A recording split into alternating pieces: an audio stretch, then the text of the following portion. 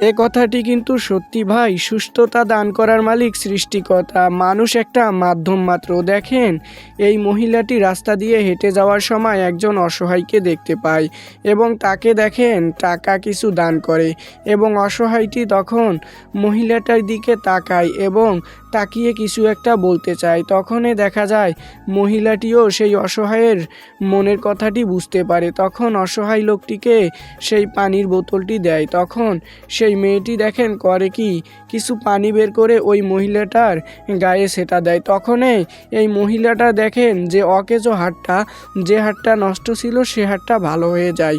তাই ভাই, রাস্তাঘাটে এরকম অসহায় লোক দেখলে, নিরঞ্জন একা জায়গায়, তাহলে তাকে কখনো আমরা অবহেলা করব না।